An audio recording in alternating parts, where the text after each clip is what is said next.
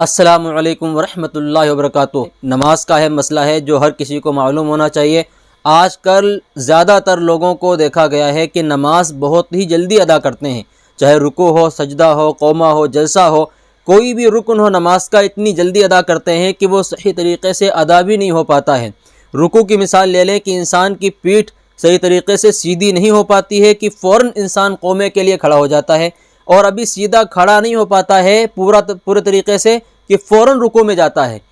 تو یہ بہت سے لوگ نماز اسی طرح پڑھتے ہیں عام طور پر، اور سجدے میں بھی اسی طرح کرتے ہیں کہ سجدے میں پوری ایک تسبیح بھی نہیں پڑھ پاتے ہیں ٹھیک سے کہ فوراً کھڑے ہو جاتے ہیں۔ اور یہ بات عام طور پر اس وقت دیکھی گئی ہے جب فرض نماز کے بعد لوگ سنتیں اور نوافل پڑھتے ہیں۔ فرض نماز چونکہ امام کے ساتھ پڑھ لی تو امام تو آہستہ سے آرام سے پڑھاتا ہے تو اس کے ساتھ ٹھیک اسی طرح پڑھ لی، لیکن جیسے ہی سلام پھیرنے کے بعد سنتوں کے لیے کھڑے ہوئے تو سنتوں میں اتنی رفتار دیکھی گئی ہے بہت سے حضرات کی کہ وہ صحیح طریقے سے رکوع سجدہ نہیں کر پاتے ہیں۔ حالانکہ ایک حدیث شریف میں آتا ہے،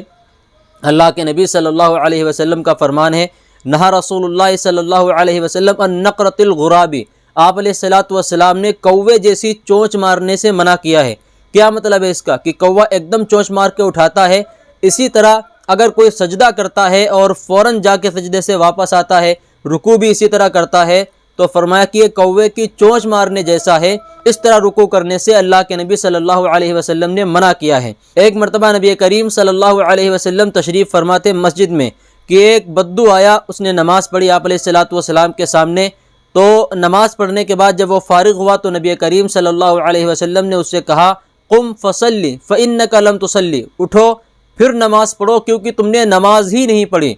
تو وہ صاحب پھر اٹھے اور انہوں نے پھر ویسے ہی نماز پڑھی۔ پھر آپ علیہ الصلوۃ والسلام نے فرمایا، قم فصلی فإنک لم تصلی، اٹھو پھر نماز پڑھو کیونکہ تم نے نماز ہی نہیں پڑھی۔ وہ صاحب پھر اٹھے، پھر انہوں نے نماز پڑھ لی ویسے ہی جیسے پہلی پڑھی تھی۔ پھر آپ علیہ الصلوۃ والسلام نے یہی حکم دیا، قم فصلی فإنک لم تصلی، اٹھو پھر نماز پڑھو کیونکہ تم نے نماز نہیں پڑھی۔ تو صاحب کہنے لگے، یا رسول اللہ میں اس سے بہتر نماز نہیں پڑھ سکتا، آپ مجھے میری غلطی بتا دیں۔ یہاں آپ یہ بات بھی دھیان میں رکھیں کہ نبی کریم صلی اللہ علیہ وسلم اگر چاہتے تو اسے اسی وقت اس کی غلطی بتا دیتے، لیکن آپ علیہ الصلوۃ والسلام نے اس کو غلطی نہ بتا کر خود اسے نماز پڑھنے کے لیے کہا تاکہ خود ہی اپنی غلطی پر غور کرے اور اس کو صحیح کرنے کی کوشش کرے۔ یہاں پر ایک پیغام یہ بھی ہے کہ اگر انسان خود سے اپنی غلطیوں پر غور کرتا ہے تو ذرا اس پر عمل بھی کرتا ہے، لیکن اگر آسانی سے کوئی بتا دے کوئی بات تو پھر اس پر عمل نہیں کرتا، انسان اس کو چھوڑ دیتا ہے اور اس کو اہمیت نہیں دیتا۔ تو نبی کریم صلی اللہ علیہ وسلم نے چوتھی مرتبہ ان صاحب کو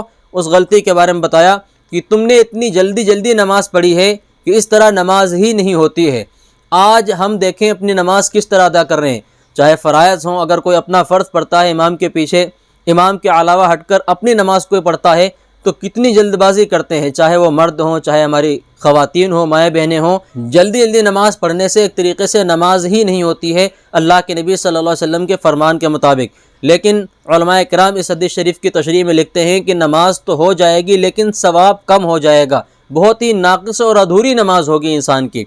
اور اگر کوئی اتنی جلدی پڑھتا ہے کہ ایک تسبیح کے بقدر بھی رکوع اور سجدے میں نہیں ٹکتا تو اس کی نماز ہی نہیں ہوگی، فاسد ہو جائے گی، پھر اس کو نماز دوبارہ پڑھنی پڑے گی۔ دیکھو اطمینان کا طریقہ کیا ہے، ابو داؤد شریف کی روایت ہیں کہ جب انسان رکوع کرے تو ہر ایک ہڈی اپنی جگہ پر بیٹھ جائے، اسے اطمینان کہتے ہیں۔ پھر جب کھڑا ہو قومہ کے لیے تو ہر ایک ہڈی اپنی جگہ پر آ جائے، ایسا نہ ہو کہ بدن ابھی ہل رہا ہو اور فوراً رکوع اور سجدے میں چلا جائے، ایسا نہیں ہونا چاہیے۔ اسی طرح جب سجدے میں جائے تو پوری طرح ایک ایک ہڈی ایک ایک عضو اپنی جگہ بیٹھ جائے، پھر سجدے سے جلسہ میں اٹھے تو جلسہ میں بھی اتنی دیر بیٹھے کہ ہر ایک عضو اپنی جگہ آ جائے۔ اور آسان زبان میں آپ کو بتاتا ہوں، کم از کم 3 تسبیح کے بقدر، یعنی جتنی دیر میں سبحان ربی الاعلیٰ 3 دفعہ کہا جا سکے اتنی دیر کم از کم انسان ہر رکن میں ٹھہرے، یہ حالت اطمینان ہے۔ اس وقت کہا جائے گا کہ ہاں آپ نے مکمل طور پر ہر ایک رکن اطمینان سے ادا کیا ہے۔ دوسری بات جو ہے آپ کے سامنے پیش کرنی ہے جو بہت ہی زیادہ اہم ہے،